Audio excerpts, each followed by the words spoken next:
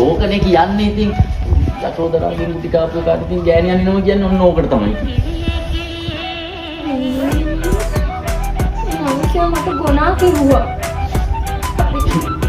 දැන් තේරෙනවා. මට දැන් තේරෙනවා මොකද්ද වෙන්නේ කියලා. කොහේ හරි තේ උඩිච්චිට පෙන්පාල අහුණා නේද? මොකක් හරි ලොකු ප්‍රශ්නයක්ද?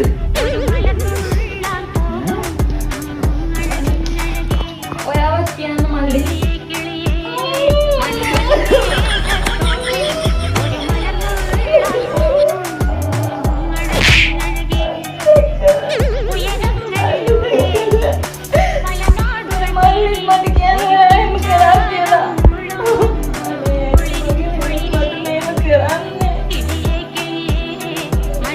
කියන්නේ පායෝ.